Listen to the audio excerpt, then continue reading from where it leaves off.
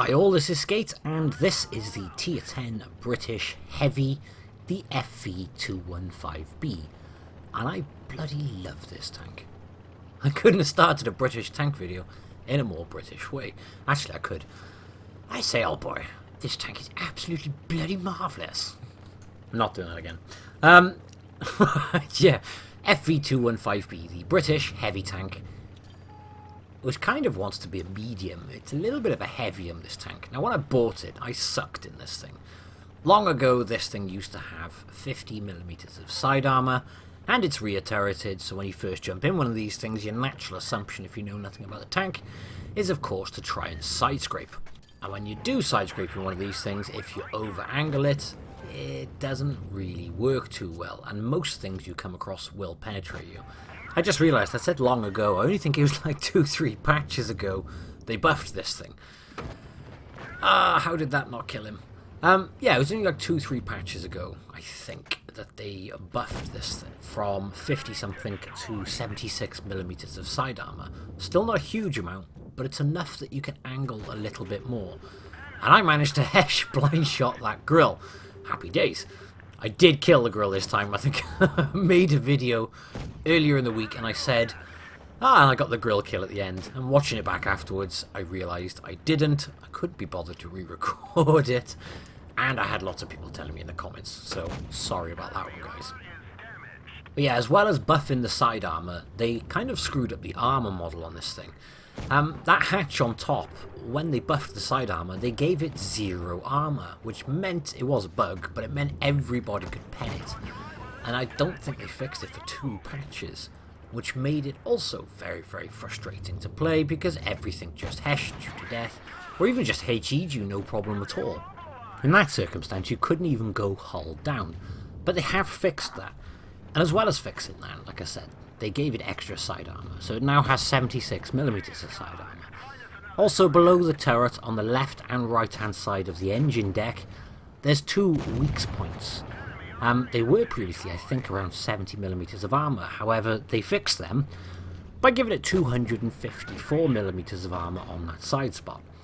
Also on the right hand side of the turret, by the way, if you're shooting at this thing, the right hand side of the turret is weaker than the left hand side of the turret. And there's a flat spot, but that flat spot they've now buffed, which previously had something like 70-something millimeters as well, I believe, now also has a big old chunk of armour, 254.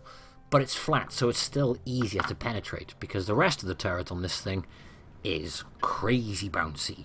Now, when I say crazy bouncy, effective thicknesses, turret-wise, you're looking, well, let's get this up here.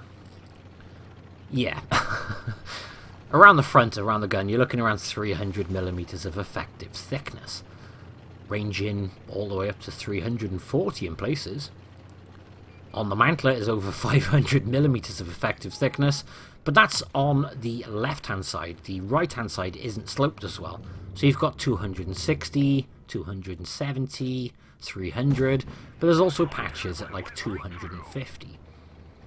Also, that point I mentioned, the flat spot on the right-hand side of the turret, that has 255 effective, basically.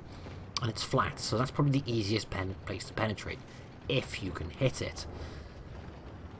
So the turret on this, to put it short, is absolutely monstrous. Also, that front lower plate is pretty damn good. You're looking around 250 to 260 effective thickness on the flat. And if you're using the very respectable 7 degrees of gun depression on this thing, you're looking around 290 to 310 effective thickness on the upper plate. So hull down with a slight angle on this thing, you are looking crazy, crazy bouncy. However, it's rear turreted, which does bring a couple of problems. For example, with the rear turret, your front track wheel is round the corner before your gun is, so in that circumstance, as I was approaching that corner, there's a probability I could have got nailed my track wheel shot and I would have been tracked with my gun, well, the wrong side of the corner. Now yeah, the answer to that is to line up with the corner and reverse out and side scrape, but you can't do that on every single corner, it's just not effective for time. Now I do it as much as I can, But I like to get into positions with this tank where I'm using the full 7 degrees of gun depression, because then it's just absurd. The other thing I really get frustrated with about this tank is the lower plate. The lower plate is only 76mm thick. And behind that lower plate, if you shoot the right hand side of the lower plate on this thing, the driver's going to be dead. If you shoot the left hand side lower plate of this thing, it's going to set you on fire. Shoot anywhere in front of the gun on the engine deck, you're probably going to hit a fuel tank or the engine. It'll set it on fire. There's a trend with this, and that trend quite simply is most games you'll probably get set on fire, or there's a high probability of it anyway. So, should always do this anyway, but it's extra important on this tank. With your consumables, use your single-use repair kit for your tracks and keep your fire extinguisher one, etc.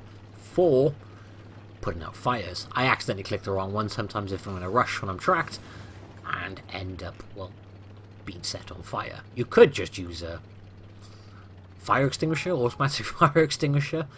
However, I still prefer having a multi-restoration pack which has your fire extinguisher in it.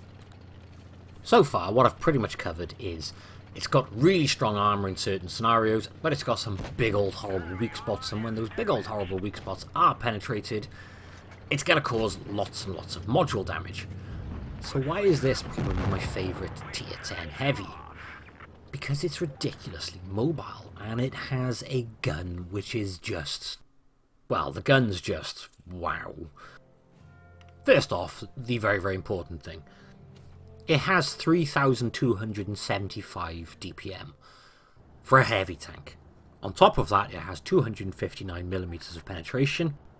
Combine those epic stats with a 0.299 accuracy, 0.13 on turret rotation, and 7 degrees of gun depression. You've got yourself a godlike gun. And that's all mounted to a fairly mobile, heavy tank. I mean, look at the mobility on it, even going uphill. And this thing's got fantastic frontal upper armor, may I add. The lower armor is appalling on the lower plate. So in positions like this, when you can use that 7 degrees, and all that's poking up is the top of your upper plate and your turret, yeah, this tank is in its element right by here. It's fantastic. And 7 degrees isn't a huge amount of gun depression, but it's a very respectable figure. And with the rear turret in this sort of circumstance, everything is just aggressively sloped. And you can just, not just sit there, because sitting there will just give them the opportunity to try and target any potential weak spot on the turret. But wiggling back and forth like this, while poking just a little bit over the ridge, you can just make that gun sing non-stop. And the rate of fire is just nutty. I mean, we're talking 400 alpha rounds flying out of this thing every 7.33 seconds. And I mean 259mm of penetration as well. You don't even need to aim for weak spots most of the time. Granted, with some heavies coming up against them you would, but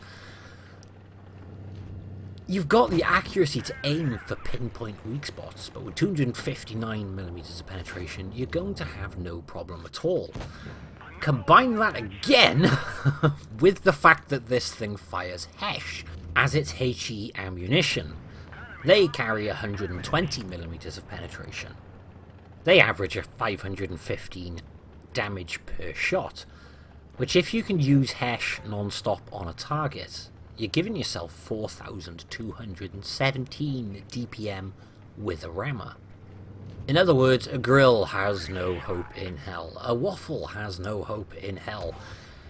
A lot of medium tanks have no hope in hell. Ooh, that was several hard shots to the side of my tank, which means I'm going to rush by here and get into cover to try and stop getting shot in the back.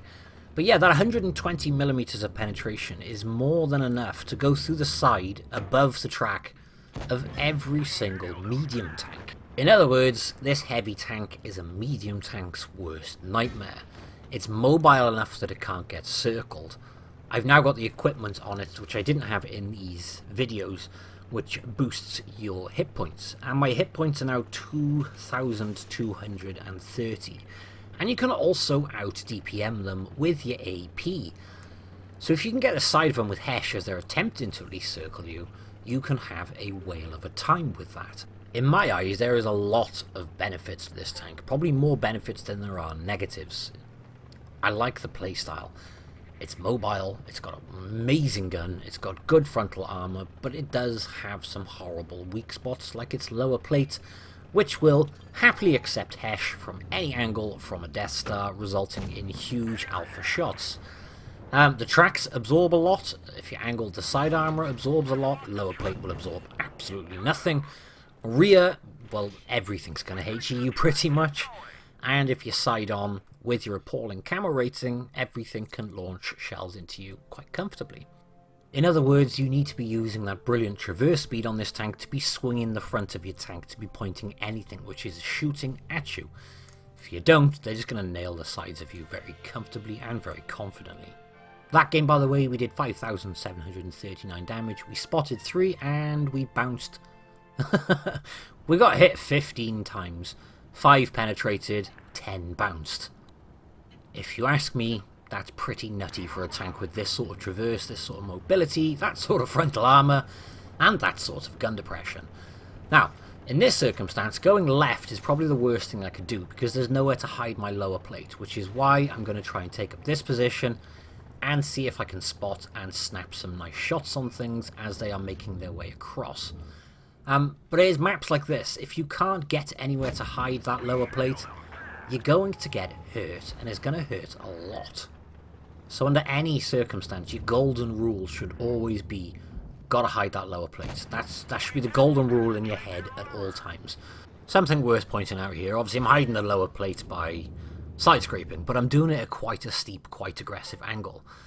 Because the armor on the sides is a damn sight better than it used to be, but it is still only 76mm. So over angle, and they will penetrate you. This sort of angle is golden as far as I'm concerned. You're in a nice strong position like this. That being said, however, I am still, or I'd feel more confident using the gun depression, poking a dune instead of side scraping. So given the choice, I would look for somewhere to hide the lower plate and poke the nose over side scraping. You're just in a stronger position. Well, then you've got scenarios like this. I could try and side scrape up against that FV215b.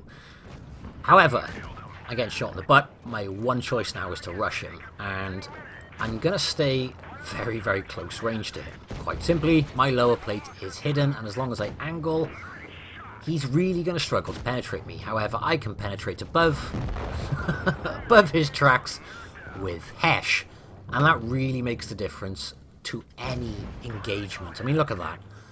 We fired one Hesh into the FV215b to finish him off, one into the Leo for 590, and then a second one for 438. Hesh in this thing against mediums rapidly changes an engagement crazy quick. And again, I was looking for butt just above the track, and just above the track. Just above the track. Instead, I went for the butt because it was a clear shot, and you just whittle them down with that Hesh crazy quickly. Honestly, I cannot tell you how much I like this tank. It's brilliant. It's just so diverse. It can be a medium tank if you need a medium tank. It's got crazy accuracy, so you can play long range if you need to. You can go hull down. It's just a great all-rounder. And it's got nuts DPM for a tank which has good armor. And it's got Hesh, so you can take out mediums really quickly. But it's strange, because when I wasn't as experienced as a player, I hated this thing. I just thought it wasn't very good. Granted, the tank wasn't as strong back then in terms of armor. Also, notice here I'm ignoring the IS-7, I'm going for the E100, purely because he's a lower hit point target, and going round him like I have has distracted the IS-7. But look how quickly we can traverse the gun and track on this. We were on that IS-7 really quickly. We didn't get the kill, but we swung our gun and our armor really quick. But yeah, when I was a newer player, it's one of the first lines I went through, and I just wasn't very good in it. I didn't feel confident in it. Coming back to it with more experience, I feel way more confident in it, and the buffs in it have really, really helped. I mean, that game we did 6,324 damage, we made 40,000 credits. I've said it several times, but I genuinely think it's a fantastic tank now. And you're probably going to see me on the EU server out in this thing a lot. I just like it. It looks great as well. And it's British. And I did an FV215b video this week as well. It's a very British week. I think I'm going to have to make another Death Star video. Anyway, hope you've enjoyed the video. Thank you all for watching, and I will catch you in the next one. Bye-bye.